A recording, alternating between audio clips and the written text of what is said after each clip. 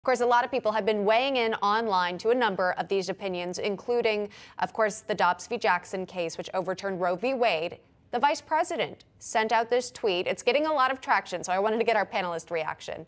She said, "I know there are women out there who are afraid. To those of you who feel alone and scared, I want you to know the president and I are fighting for you and your rights. We're in this fight together." So that tweet got a lot of reaction. We'll just show one of these and then we can get our panelists. So this is New York Magazine contributor Hillary Kelly tweeting this out saying, quote, "Could you be specific? Like, how are you fighting? Describe your tactics, explain the policy, give us the rundown." Jen, how do you think this Supreme Court ruling and then response from current politicians in office will impact voters? Well, as you heard there are a million new Republican American voters, and this matches what we're seeing across the country. It also matches the polling that was showing up in the lead up to the Supreme Court decision. You have everyone from the Associated Press poll, which showed that a record number of Americans were actually citing as pro-life. That was just in the last year leading up to the Supreme Court decision. And about 65% of Americans no longer believe that abortion should be an on-demand, sort of choice. You compare that also to the stunning percentage of Americans. 40% of Americans were in favor of different states' heartbeat bills, which say that if you could hear a baby's heartbeat, that you should not be allowed to have an abortion. And isn't it funny? Democrats always lecture us about the science and technology and how Republicans should believe in these things.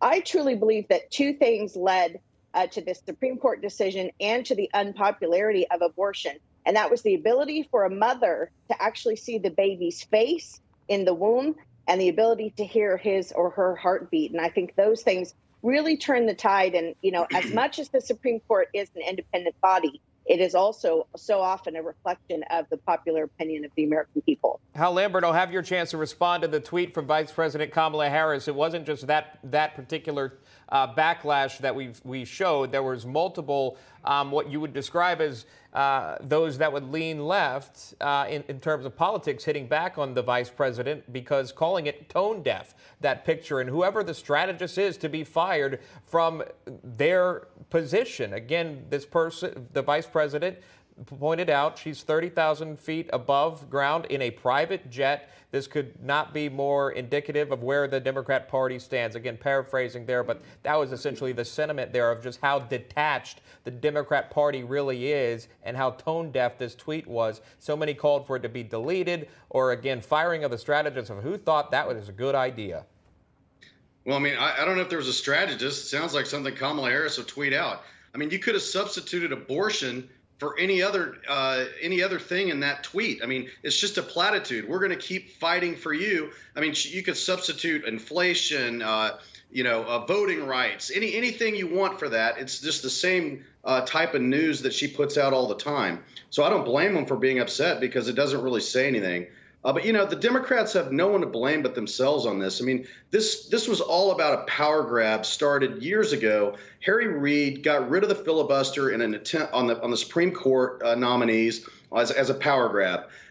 Ruth Bader Ginsburg stayed on the Supreme Court, continued to stay there because she wanted to keep that power. You had these groups that continued to fight reasonable pro-life reforms at the state level where you were limiting abortion in certain areas, and they fought it every single time, all the time in the courts. They were never willing to give an inch, and here we are. And they deserve every bit of this because they were not willing to look at new science that said, hey, babies feel pain when they're in the womb. You can't abort a fetus in the third trimester. We're the only civilized country in the world that was doing that, and they just kept fighting it. So they have no one to blame but themselves, and this is going to continue with more decisions from this court that are going to be on the conservative side of things because President Trump was able to get three justices through.